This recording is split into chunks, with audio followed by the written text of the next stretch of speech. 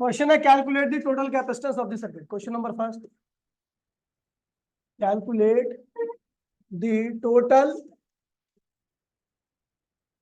Capacitance of this circuit.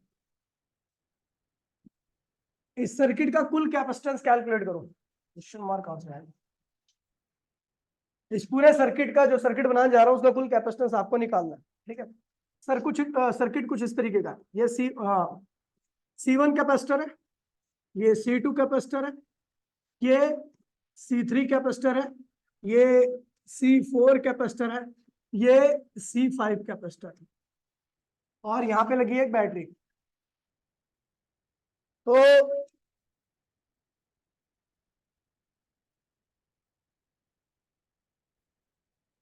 का कुल capacitance निकालना बड़ा आसान लग रहा होगा आपको, है ना?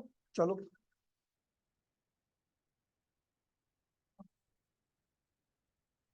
अब आपके हाथ पैर कांप जाएंगे इसे करने के लिए। केवल इतना लाइन खींच दी मैंने और हाथ पैर कांप गया। इसका नाम देते हैं, इस पॉइंट का ए, इस पॉइंट का नाम देता हूं बी, इस पॉइंट का नाम देता हूं सी, इस पॉइंट का नाम देता हूं डी। ये जो बीच की वायर है इसको कहते हैं कनेक्टिंग वायर। इसको क्या कहते हैं? हेलो, इसका नाम दे दिया ए बी सी। अच्छा, इसको कहते हैं कनेक्टिंग वायर। इसमें कुछ नहीं है ना, ये जो वायर नॉर्मल ए से बी की तरफ जा रही है, ये वायर जो ए से बी की तरफ जा रही है, इसमें कुछ भी नहीं है, तो इसे कहते हैं कनेक्टिंग वायर। क्या कहते हैं इसे? Connecting wire. इसका काम होता है कि ये उन दो पॉइंट को जोड़ती है, दो पॉइंट को क्या करती है? जोड़ देती है, और इन दोनों पॉइंट का पोटेंशियल क्या करती है? बराबर कर देती है। समझ गया?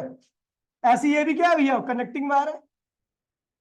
ठीक है, और इसका भी काम क्या है कि सी और डी पॉइंट का पोटेंशियल क्या कर दिया इसने? एक कर दिया। तो अब देखिए, तो सॉल्यूशन कर रहा हूं मैं इसका। ये कनेक्टिंग वायर है, तो सॉल्यूशन देखिए इसका।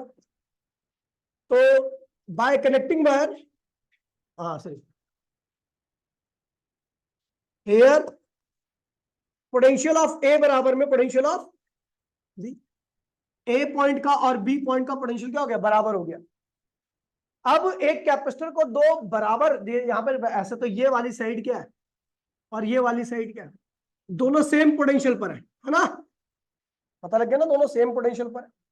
अब अगर ये साइड और ये साइड दोनों सेम पोटेंशियल पर है, तो इनके बीच में चार्ज का लेन देन नहीं हो सकता, क्योंकि चार्ज मूव तभी करता है जब पोटेंशियल डिफरेंस होता है। अगर पोटेंशियल ए और बी, यानी C1 कैपेसिटर की ये वाली प्लेट और C2 कैपेसिटर की ये वाली प्लेट, अगर दोनों सेम पोटेंशियल पर है, वो किस वजह से पोटेंशियल पर है? क्योंकि मैंने इन दोनों पॉइंट के बीच में क्या जोड़ रखा है?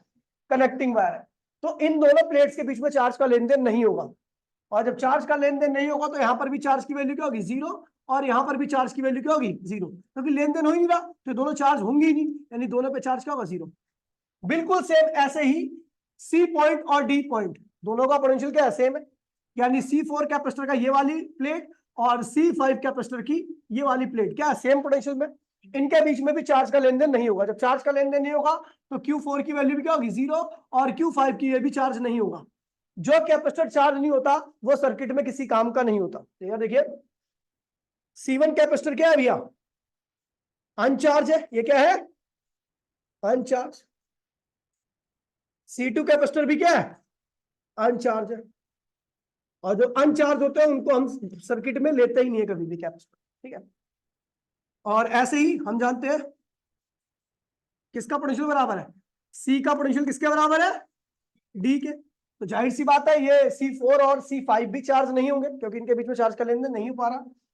तो C4 भी क्या है? C5 भी क्या है? C4 भी क्या? अनचार्ज है, और अनचार्ज कैपेसिटर को हम नहीं कंसीडर करते। और C5 भी क्या है भैया? अनचार्ज है, इस कैपेसिटर को भी हम कंसीडर नहीं करते। तो अब यानी ये कैपेसिटर हट जाएंगे दो के दोनों। समझ गए? तो आपका फाइनली जो कैपेसिटर का सर्किट बनेगा, सब हटा दिए मैंने, केवल कौन बचेगा? C3। यानी टोटल कैपेसिटेंस क्या है सर्किट का? C3 आ गया। बाकी जो चार्ज नहीं हो रहे, जो बेकार में कैपेसिटर पड़े, उनको हम कंसीडर नहीं। अब ये चार्ज क्यों हो रहा है ये भी सुन लीजिए, क्योंकि इसका एक एंड किससे कनेक्टेड है? पॉजिटिव से, और इसी कैपेसिटर का किससे कनेक्टेड है, यानी इसके दोनों एंड पर, दोनों प्लेट क्या अलग अलग पोटेंशियल पर है, और जब दोनों प्लेट अलग अलग पोटेंशियल होंगी तो ये दोनों प्लेट क्या होंगी, चार्ज होंगी, यानी केवल यही कैपेसिटर चार्ज होगा, जो चार्ज होगा केवल उसी को कंसीडर करना सर्किट में, यानी इसका कुल कैपेसिटेंस क्या है, क्या है, C3 के बराबर, यही क्या हो रहा है, चार्ज हो रहा है। कोई दिक्कत तो नहीं है, मैं गारंटी दे रहा हूं क्वेश्चन कर ही नहीं पाते आप सर्किट को देखकर, ठीक है, लेकिन अब आसान क्वेश्चन पता लग गया आपको कैसे करना, तो आगे बढ़ते हैं। फिर क्वेश्चन अगला है,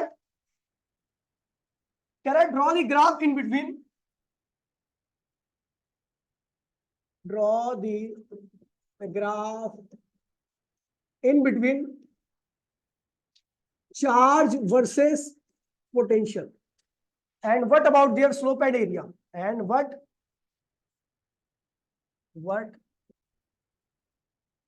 about their slope and area, their slope and area। ठीक है भैया, कह रहा है कि आपको चार्ज और पोटेंशियल के बीच में ग्राफ खींचना है और बताओगे कि इस ग्राफ का स्लोप और एरिया क्या बता रहा है, आपको क्या कह सकते हो आप इसके बारे में, ठीक है, चलो देखते हैं भैया क्या कहते हैं। तो आपको पता होगा ये है आपका चार्ज और ये है आपका पोटेंशियल, ठीक है, और हम जानते हैं charge is directly proportional to क्या होता है, पोटेंशियल होता है। तो अगर आप ग्राफ खींचोगे तो ग्राफ क्या होगा, सीधा जाएगा, सीधा जाएगा। अब इस ग्राफ का स्लोप तो ये हो गया, और स्लोप निकालने के लिए आपको इसको ट्राइंगल बनाना पड़ेगा, क्या बनाना पड़ेगा, और ट्राइंगल बनाते हैं, चलो इसको देखते हैं। ये बन गया आपका एक ट्राइंगल, ठीक है, इस ट्राइंगल का जो बेस था वो पोटेंशियल के पैरेलल है, तो इसका बेस क्या होगा, पोटेंशियल के बराबर होगा। इस ट्राइंगल का बेस तो पोटेंशियल के बराबर हो गया, लेकिन परपेंडिकुलर किसके पैरेलल है, चार्ज के, तो चार्ज के बराबर हो गया, ठीक है। अब हम जानते हैं slope of Q V graph क्या होता है, कभी पता ही नहीं हमें, लेकिन स्लोप का मतलब तो हम जानते क्या होता है, tan थीटा, और tan क्या होता है, परपेंडिकुलर कौन में, परपेंडिकुलर क्या है, चार्ज, और बेस क्या है भैया, थीटा। तो चार्ज अपॉन पोटेंशियल क्या होता है, कैपेसिटेंस आता है, क्या आता है, कैपेसिटेंस।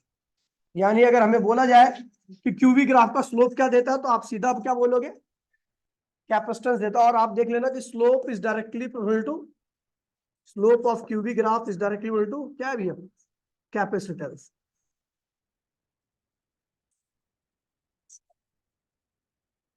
कैपेसिटेंस के डायरेक्टली होता है, यानी अगर ग्राफ का स्लोप ज्यादा होगा तो कैपेसिटेंस ज्यादा, स्लोप कम होगा तो कैपेसिटेंस क्या होगा, कम होगा। क्वेश्चन किस प्रकार से आते हैं, इससे रिलेटेड क्वेश्चन देख लेते हैं। तो कहता है भैया कि ये ग्राफ दे रखा है आपको, क्यूबी ग्राफ है, ये ए है ये बी है, किसका कैपेसिटेंस ज्यादा होगा, ए का या बी का, तो obvious सी बात है ए का, क्योंकि उसका स्लोप क्या है, ज्यादा, ठीक है, ज्यादा एंगल बना रहा है।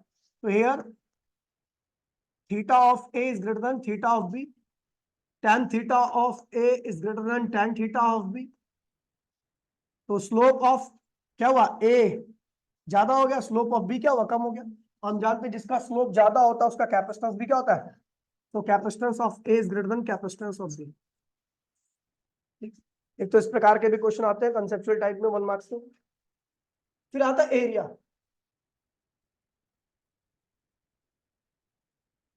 एरिया ये पहला पॉइंट था और ये पहले पॉइंट के ऊपर क्वेश्चन था।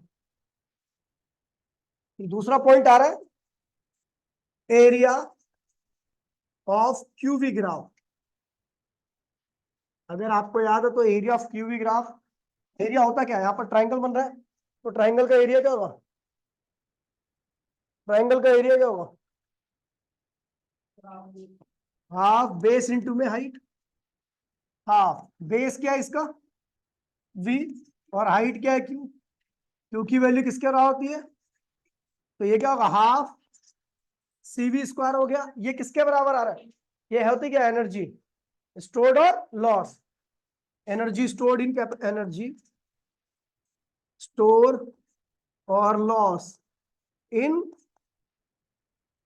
कैपेसिटर, कैपेसिटर के अंदर जो एनर्जी स्टोर होती है और लॉस होती है वो यही होती है, ठीक है। अब इससे रिलेटेड क्वेश्चन कैसे आता है, तो find the total energy stored और लॉस इन कैपेसिटर। ये आपका ग्राफ है, कौन सा ग्राफ है? क्यू वी ग्राफ है। ये हो जाए, यहाँ पर लिखा हुआ है 2, यहाँ पर लिखा हुआ है 6, यहाँ पे लिखा हुआ है 8। ठीक है, और ये है भैया 5, लिख लो इसको 5। ये चार्ज किसमें है? कूलाम में, और पोटेंशियल किसमें? वोल्ट में। तो अपने को बोल रहा है कितनी एनर्जी स्टोर्ड हुई है, लॉस हुई है। तो एनर्जी स्टोर्ड और लॉस क्या देता है आपको? Area of Q V graph. और यहाँ पे ध्यान रखना कि नोट में ध्यान रखना, area of Q V graph directly equal to energy stored और लॉस। एनर्जी स्टोर और लॉस, जितनी एनर्जी स्टोर होगी या लॉस होगी वो किसके डायरेक्टली इक्वल होगी? एरिया के। कौन से ग्राफ के एरिया पे? क्यूवी ग्राफ के एरिया। तो यहाँ पर आपको एनर्जी स्टोर और लॉस निकालना है, तो हमें पता है एरिया निकाल दो, इसका क्यूवी ग्राफ है। ठीक है, तो आंसर देखिए, तो एरिया ऑफ क्यूवी ग्राफ या एनर्जी लॉस,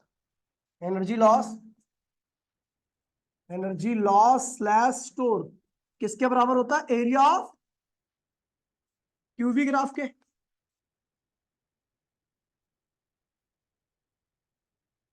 क्यूवी ग्राफ के तो एरिया ऑफ क्यूवी ग्राफ निकाला, तो यहाँ पे क्या बन रहा है? ट्रेपीजियम बन रहा है। ट्रेपीजियम का क्या होता है? Sum of parallel side into में perpendicular. Sum of parallel side क्या है भैया? तो एक पैरेलल साइड क्या है? 4, ऊपर वाली साइड क्या है? 4, और नीचे वाली साइड क्या? 8। 4 और 8 जोड़ोगे तो क्या होगा? 12। और इनके बीच में दूरी कितनी है? 5। क्या है? 5। तो इसे सॉल्व करो, ये आएगा 30 जूल एनर्जी आपकी क्या स्टोर्ड हुई है, लॉस हुई। ठीक है, इस तरह के क्वेश्चन पूछे जाते हैं। ठीक है, बहुत अच्छे प्यारे क्वेश्चन होते हैं। आगे बढ़ते हैं, अगला क्वेश्चन करते हैं। ठीक है, क्वेश्चन कह रहे हैं, और ये क्वेश्चन क्या, टॉपिक क्या, एक ही बात है। ठीक है, तो इसको किसी भी फॉर्म में कर सकते हो आप। क्या कह रहा है क्वेश्चन नंबर? कौन सा? तीसरा है। क्या कह रहा है? ध्यान दीजिएगा, एक कैपेसिटर है, पैरेलल प्लेट कैपेसिटर। ठीक है,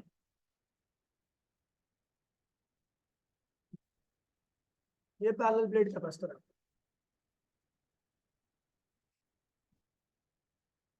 ठीक है, अभी क्वेश्चन लिखवा दूंगा। ये कनेक्टेड है बैटरी से,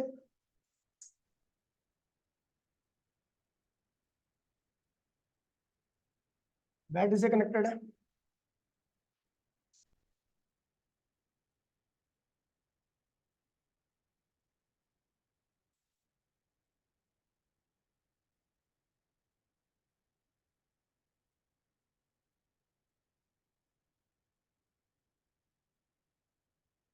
और जिस बैटरी से कनेक्टेड है इसका पोटेंशियल क्या? V nought. क्या है?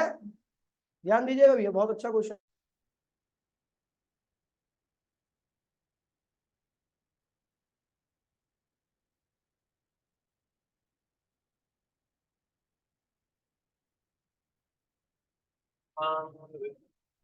अरे क्लास ले रहा हूँ भैया, रुक जाओ। अरे मैं आ जाऊंगा, क्यों आपकी बार परेशान हो रहे हो?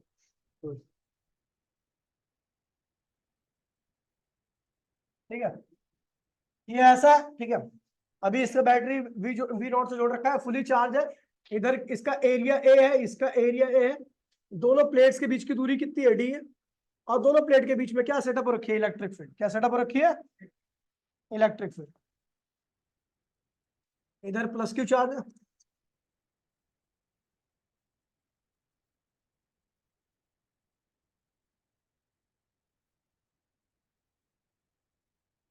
इस तरीके से इलेक्ट्रिक फील्ड सेटअप रखी है।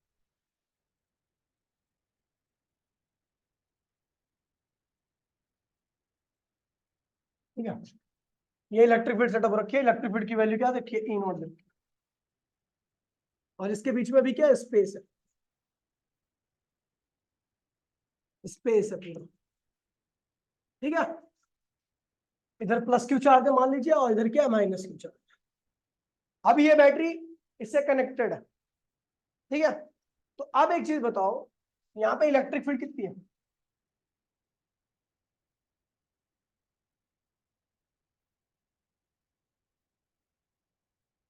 यार इलेक्ट्रिक फील्ड कितनी है?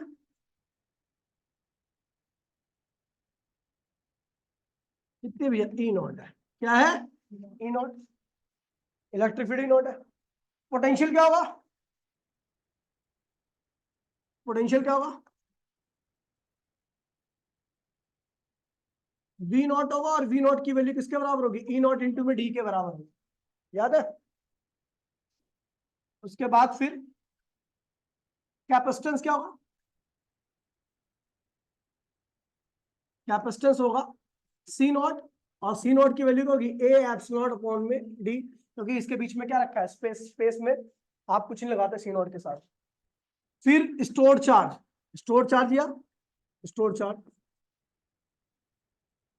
स्टोर चार्ज क्या होगा? क्या होगा? Q not. क्यू नॉट की वैल्यू किसके बराबर होगी? सी नॉट वी नॉट के बराबर होगी। वी नॉट की वैल्यू आपको पता है, ई नॉट इंटू में डी होगी। एनर्जी,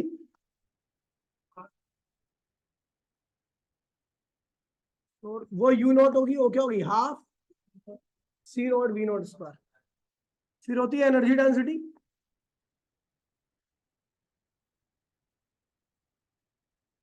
एन नॉट, उसकी वैल्यू क्या होती है? Half epsilon nought E nought square, अगर आपको याद होगा एनर्जी डेंसिटी। अब कह रहा है कि भैया ये कैपेसिटर अभी भी बैटरी से जुड़ा हुआ है। क्वेश्चन ये था ही नहीं अपना, जो ये लिखवाया वो क्वेश्चन था ही नहीं अपना।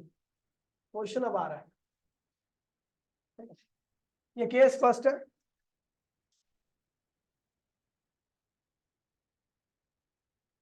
ठीक है। अब हमने क्या किया?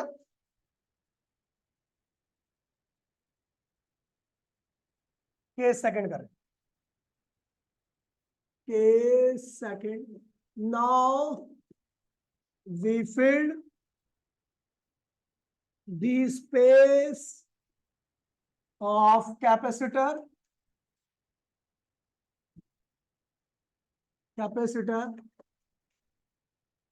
with a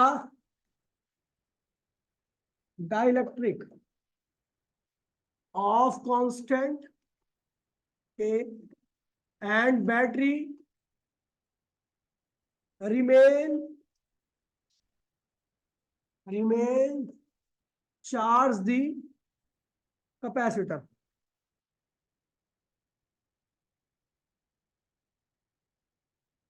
कैपेसिटर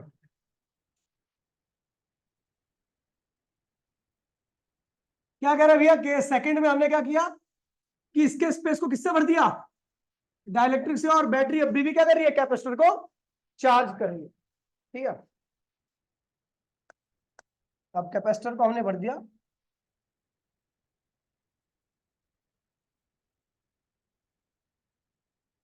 कैपेसिटर को हमने भर दिया डाइलेक्ट्रिक स्लैब से। डाइलेक्ट्रिक स्लैब ये रहा, भर दिया इसको। ठीक है। इसका डाइलेक्ट्रिक कांस्टेंट क्या की, और बैटरी लगातार अभी भी इसको क्या कर रही है? चार्ज कर रही है।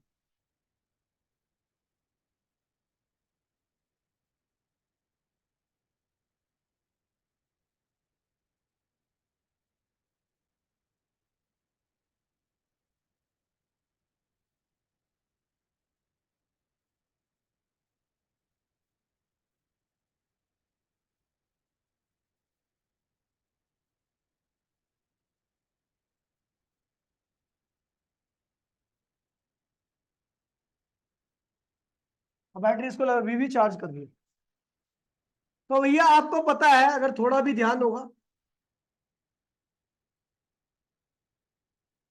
तो जैसे ही आप डाइलेक्ट्रिक स्लैब डालते हो, वैसे ही इस रीजन का पोटेंशियल क्या होता है? इलेक्ट्रिक फील्ड क्या होती है? अंदर कम हो जाती है। पता है क्यों कम होती है? क्योंकि आपको पता है पहले इलेक्ट्रिक फील्ड क्या थी? ई नॉट थी। क्या थी? लेकिन जैसे ही आप इलेक्ट्रिक ये डाइलेक्ट्रिक स्लैब डालते हो, तो अंदर की इलेक्ट्रिक फील्ड क्या होगी?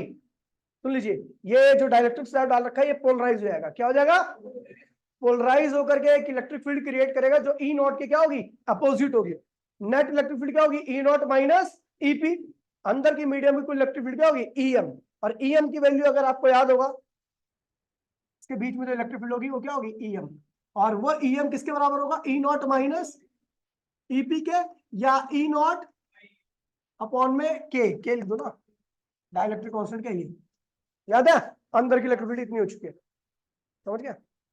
लेकिन जैसे ही इलेक्ट्रिक फील्ड कम हुई वैसे ही आपको पता पोटेंशियल भी कम हो जाएगा, और जैसे ही पोटेंशियल कम हुआ, अभी भी तो बैटरी से कनेक्टेड है, तो बैटरी का पोटेंशियल तो उतना ही रहा, लेकिन इस रीजन का पोटेंशियल क्या हो गया, कम हो गया। तो जैसे इसका पोटेंशियल कम हुआ वैसी बैटरी ने फिर दोबारा से क्या किया, उसको चार्ज सप्लाई कर दिया, और चार्ज सप्लाई करके फिर क्या किया, इलेक्ट्रिक फील्ड वही कर दी, अंदर का पोटेंशियल फिर क्या हो गया, वही हो गया। लेकिन बताओ चार्ज बढ़ेगा या कम हो जाएगा। देखिए पहले चार्ज 50 कूलम था, क्या था, तब उसका पोटेंशियल क्या था, मैक्सिमम था, ये वाली कंडीशन थी, है ना। लेकिन जैसे ही आपने डाइलेक्ट्रिक स्लैब डाली, अंदर की इलेक्ट्रिक फील्ड क्या होगी, कम होगी, पोटेंशियल क्या हो गया, कम हो गया। चार्ज अब भी 50 कूलम है, लेकिन अब पोटेंशियल कम हो गया तो बैटरी और चार्ज उसको सप्लाई करेगी, यानी नया चार्ज क्या होगा, पहले से ज्यादा हो जाएगा, ज्यादा चार्ज हो जाएगा, और नया चार्ज ज्यादा जब होगा। अब देखो अच्छा एक बात बताओ, डाइलेक्ट्रिक डालने से पोटेंशियल क्या हो गया, कम हो गया, कैपेसिटी क्या होगी, बढ़ गई, और कैपेसिटी बढ़ने पर चार्ज स्टोरिंग कैपेसिटी क्या होगी, बढ़ जाएगी, और चार्ज स्टोरिंग कैपेसिटी बढ़ने का मतलब चार्ज भी बढ़ जाएगा ना। अगर वही पोटेंशियल उसको दोबारा से लेना है तो इसको क्या करना पड़ेगा, और चार्ज लेना पड़ेगा, तब जाके उसका पोटेंशियल पहले जैसा हो पाएगा, समझ गए। दोबारा से मैं रिपीट कर रहा हूं, पहले इसके बीच में क्या था, स्पेस था, क्या था, स्पेस था, और चार्ज मान लीजिए स्पेस था तो इलेक्ट्रिक फील्ड ई नॉट थी, पोटेंशियल वी नॉट था, और चार्ज मान लीजिए क्यू नॉट था, ठीक है। जैसे ही आपने इसके बीच में डाइलेक्ट्रिक स्लैब डाली तो आपको पता है पोलराइज होगी डाइलेक्ट्रिक स्लैब, पोलराइज होकर के ई नॉट के अपोजिट डायरेक्शन में एक इलेक्ट्रिक फील्ड क्रिएट करेगी, तो अंदर की मीडियम की कुल इलेक्ट्रिक फील्ड क्या होगी, E nought minus EP. Electric field बढ़ी है कम हुई है, कम होगी इलेक्ट्रिक फील्ड कम हो गई तो अंदर के रीजन का पोटेंशियल भी क्या होगा, कम हो जाएगा। बैटरी का पोटेंशियल अब भी उतना ही है, यानी ये हायर पे, अंदर क्या हो गया, लोअर। जब ये हायर पे, ये लोअर पे, तो ये क्या करेगी, इसको दोबारा चार्ज प्रोवाइड करेगी, और कब तक करेगी, जब तक कि इसका दोबारा और इसका पोटेंशियल दोनों आपस में क्या हो जाए, बराबर ना हो जाए, यानी अंदर चार्ज की वैल्यू क्या हो गई है, बढ़ गई है, समझ गए। अंदर चार्ज आपको और सप्लाई करना पड़ा, तब जाके इसका पोटेंशियल और इसका पोटेंशियल क्या हो गया, सेम हुआ। मेरी बात सुन में नहीं। अब देखिए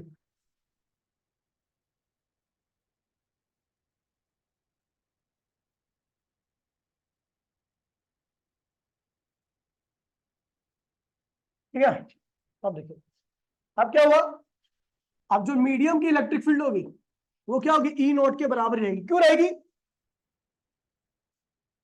जो अंदर अभी इलेक्ट्रिक फील्ड है वो ई नोट के ही बराबर है, मतलब वो वाली इलेक्ट्रिक फील्ड के बराबर है। क्यों कहा मैंने, क्योंकि बैटरी अभी भी क्या कर रही है, उसको चार्ज कर रही है।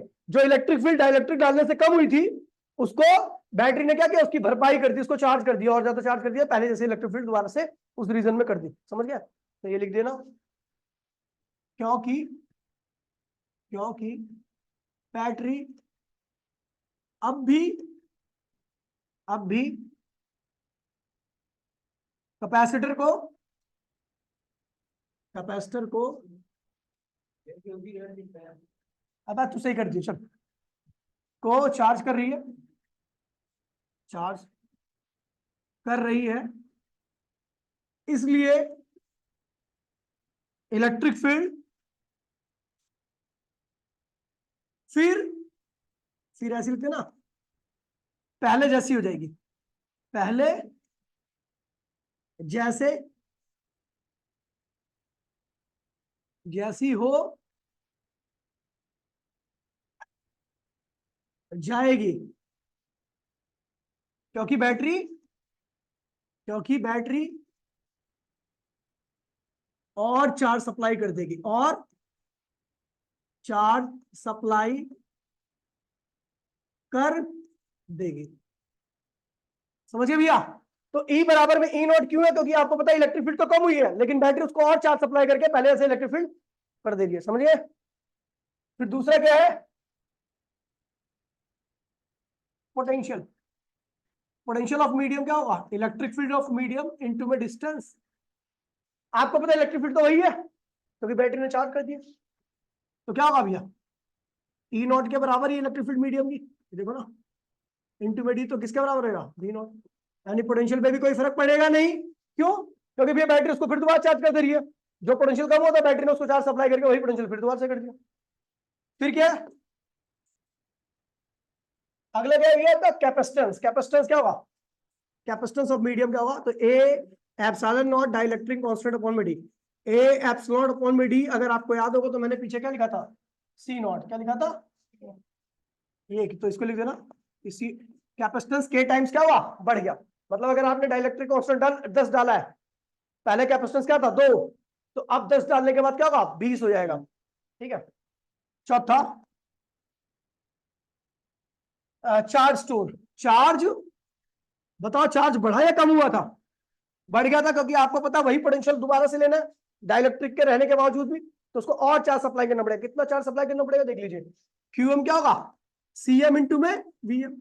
सीएम की वैल्यू क्या है, के सी नॉट, और वीएम की वैल्यू क्या है, वी नॉट। तो चार्ज भी क्या होगा, पहले जैसे ही पोटेंशियल करने के लिए चार्ज को के टाइम्स क्या करना पड़ेगा, बढ़ाना पड़ेगा। के क्या है, डाइलेक्ट्रिक कांस्टेंट। अगर मान लीजिए पहले 50 कूलम्ब चार्ज में 50 वोल्ट पोटेंशियल था, 50 कूलम्ब चार्ज में 50 वोल्ट पोटेंशियल था, आपने डाइलेक्ट्रिक कांस्टेंट 2 डाल दिया, तो अब कितने कूलम्ब चार्ज में 50 वोल्ट पोटेंशियल होगा, 100 कूलम्ब चार्ज में। दोबारा बोल रहा हूं, पहले 50 कूलम्ब चार्ज में 50 वोल्ट पोटेंशियल हुआ करता था, अभी आपने डाइलेक्ट्रिक कांस्टेंट 2 डाल दिया इसके अंदर, तो अब बताओ 50 वोल्ट पोटेंशियल कितने कूलम्ब चार्ज में होगा, 100 में होगा ना, क्योंकि आपको पता है चार्ज बढ़ाना पड़ेगा, पोटेंशियल वही है। पोटेंशियल अगर वही रखना है तो चार्ज को क्या करना पड़ेगा, के टाइम्स बढ़ाना पड़ेगा। देखना काम की चिन्ह न मिटे। तो इस केस में चार्ज क्या होगा, के टाइम्स बढ़ाना पड़ेगा। फिर क्या होगा, एनर्जी, एनर्जी ऑफ मीडियम क्या होगा, half CM VM square. Half CM की वैल्यू क्या है, के सी नॉट, और वीएम की वैल्यू क्या है, V nought, V nought square. तो आप देखोगे के half C nought V nought square, तो ये क्या है, ये क्या है, half C nought V nought, मतलब क्या, यू नॉट है। मतलब एनर्जी क्या होगी, बढ़ जाएगी के टाइम्स। क्यों बढ़ेगी पता है आपको, क्योंकि आपको पता है एनर्जी स्टोर होती है कैपेसिटर के अंदर इलेक्ट्रिक फील्ड की वजह से। अभी चार्ज और बढ़ गया तो अंदर इलेक्ट्रिक फील्ड क्या होगी, और बढ़ेगी, एनर्जी क्या होगी, और बढ़ेगी। ठीक है। और लास्ट है आपकी एनर्जी डेंसिटी, छठा एनर्जी डेंसिटी। अभी एनर्जी डेंसिटी ऑफ मीडियम क्या होगा, half dielectric constant of medium और इलेक्ट्रिक फील्ड ऑफ मीडियम। अब आपको पता है डाइलेक्ट्रिक कांस्टेंट क्या होता है, के टाइम्स बढ़ जाता है, इलेक्ट्रिक फील्ड अभी भी उतनी है, तो क्या हुआ, के half epsilon nought E nought square, ये क्या हुआ, के एन नॉट। मतलब एनर्जी डेंसिटी क्या होगी आपकी, बढ़ गई। कोई दिक्कत तो नहीं है, ठीक है। अब इस टॉपिक का नाम क्या है, अभी नाम तो रखा ही नहीं मैंने, तो भैया इसको शुद्ध ऐसे अपने हिंदी वचनों में लिख देता हूं मैं। जब आप,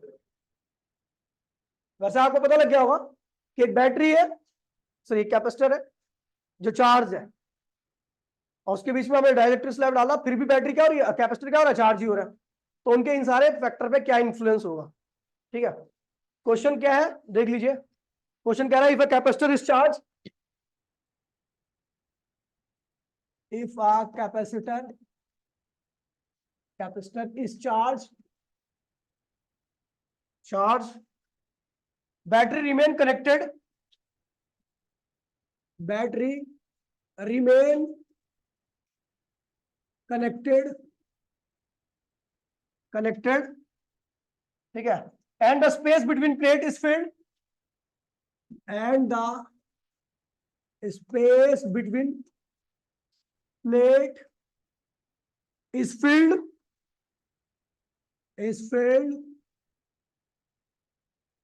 with dielectric of constant K. What will happen, or what change will happen, what change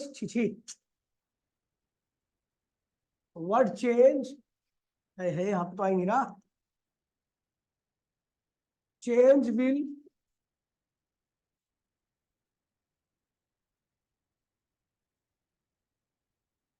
happen, ठीक है,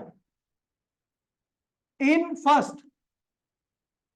पहला चार्ज, दूसरा क्या बोला मैंने, क्या क्या निकाला मैंने, इलेक्ट्रिक फील्ड पहला किसमें है, इलेक्ट्रिक फील्ड में, दूसरा पोटेंशियल में, तीसरा कैपेसिटेंस में, चौथा कैपेसिटेंस,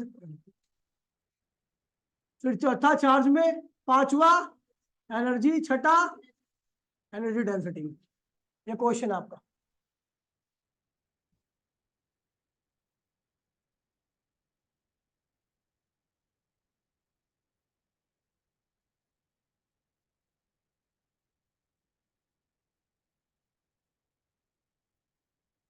ठीक है, ये क्वेश्चन है आपका। समझ गया क्या क्या चेंज होगा? कोई दिक्कत तो नहीं है? अब अगला एक क्वेश्चन है, बिल्कुल सेम ही है। क्वेश्चन नंबर 4 है ना? 5 है? 4। क्वेश्चन कह रहा है कि इस बारी बैटरी को क्या किया, चार्ज किया था, चार्ज करके पूरा चार्ज किया था। दूसरे केस में अब उसी चार्ज कैपेसिटर के अंदर हमने क्या किया, डाइलेक्ट्रिक स्लैब डाल दी। डाइलेक्ट्रिक स्लैब डाल दी।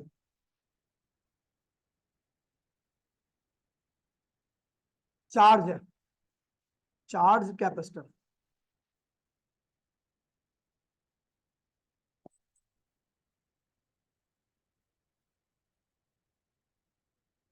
ये कंडीशन सेकंड की बात कर रहा हूं, क्योंकि कंडीशन फर्स्ट क्या हुई है पहले मैं बता चुका हूं। ठीक है, condition second.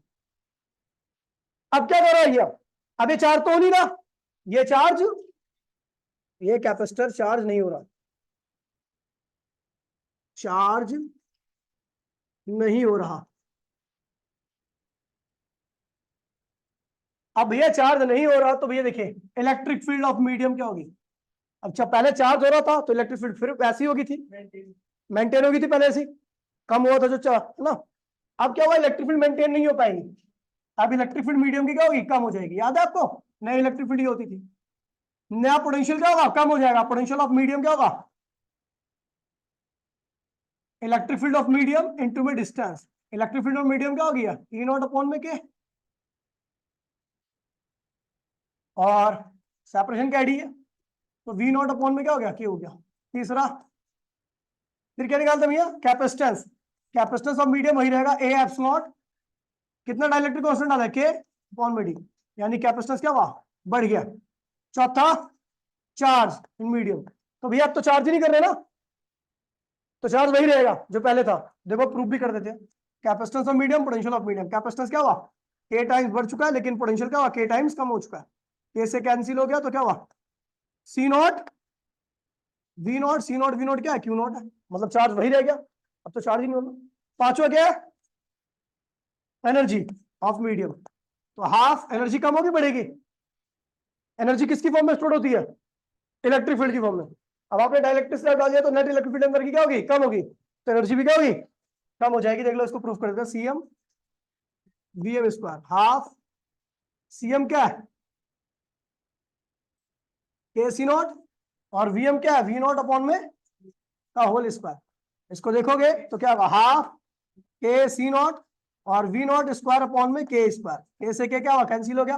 Half C nought V nought square क्या होता है, यू नॉट, क्या होता है, यू नॉट। तो एनर्जी क्या होगी, कम होगी ना एनर्जी। ठीक है, और लास्ट है energy density. Energy density of medium क्या होगा, हाफ परमिटिविटी ऑफ मीडियम और electric field of medium, medium square है ना, हाफ परमिटिविटी ऑफ मीडियम क्या होगी, के एप्सिलॉन नॉट हो जाएगी, और ये क्या होगा, ई नॉट अपॉन में ये हो जाएगा स्क्वायर, तो क्या होगा, हाफ के epsilon nought E nought square upon में के स्क्वायर। के से के क्या होगा, कैंसिल हो गया, तो एनर्जी डेंसिटी भी क्या होगी, के टाइम्स कम होगी। ठीक है, अब इसमें क्या है कि अब कैपेसिटर को, कंडीशन नंबर सेकंड में, इस केस में कैपेसिटर को, केस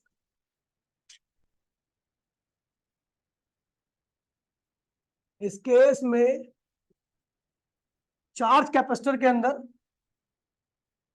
चार्ज कैपेसिटर के अंदर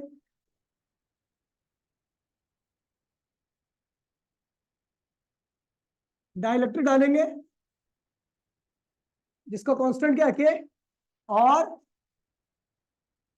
बैटरी रिमूव कर देंगे, बैटरी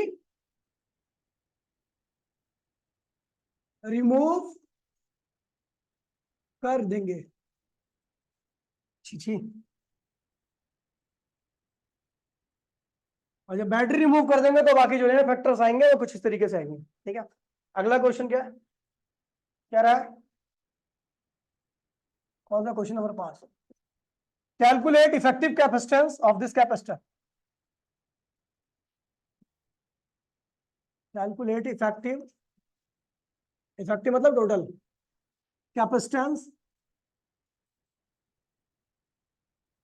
ऑफ दिस कैपेसिटर। ठीक है, डायग्राम कुछ इस प्रकार से है, ये कैपेसिटर था,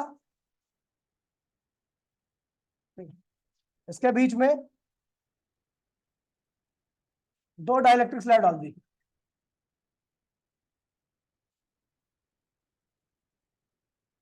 ठीक है, इसका डाइलेक्ट्रिक कांस्टेंट क्या K1 है, इसका क्या है K2 है, इसका एरिया क्या है A/2, इसका एरिया क्या है A/2, और इसकी थिकनेस क्या है D। तो अगर आपको याद होगा ये एक कैपेसिटर है, इसमें दो डाइलेक्ट्रिक स्लैब डाल रखी है, जब D एरिया अलग अलग होता है और D सबका क्या होता है, सेम होता है। अच्छा ये बताओ, ये अगर मैं इसे ही एक कैपेसिटर मान के चलूं तो इसका कैपेसिटेंस क्या होगा, A epsilon not, dielectric constant क्या K1, और एरिया तो इसका A/2 है, मैंने A क्यों लिखा है क्योंकि नीचे जो A/2 था वो नीचे लगा दिया, और D कितना है D, ये दूसरा कैपेसिटेंस है A एप्सिलॉन नॉट K2, जो A का 2 था वो नीचे लगा दिया, और ये D। अब एक बात ध्यान में रखना कि जब एरिया आपका डिस्ट्रीब्यूट करता है और D आपका सेम रहता है तो C1 और C2 जो दो कैपेसिटर बनते हैं डाइलेक्ट्रिक से, वो क्या होते हैं, पैरेलल कॉम्बिनेशन में होते हैं। क्या होते हैं, ठीक है, A डिस्ट्रीब्यूट करता है, अगर आपको याद होगा मैंने कराया था, डिस्ट्रीब्यूट करता है, और D क्या होता है, सेम रहता है, then C1 and C2 are in parallel, so parallel combination में कुल इफेक्टिव कैपेसिटेंस क्या होगा, C1 प्लस C2। C1 की वैल्यू क्या है A एप्सिलॉन नॉट, ये 2D, और ये दोनों में से कॉमन क्या आएगा, A epsilon not, 2D common आएगा, अंदर क्या होगा K1 प्लस K2। ठीक है, एक क्वेश्चन रह गया, पूरा नहीं करा पाया। ठीक है, बाकी फास्ट ट्रैक में एक क्वेश्चन और कराया था। ठीक है, कल और भी क्वेश्चन करेंगे। ठीक है, ऐसे ही अच्छे अच्छे क्वेश्चन एक बार और कैपेसिटेंस रिवाइज करना। ठीक है, और जो टॉपिक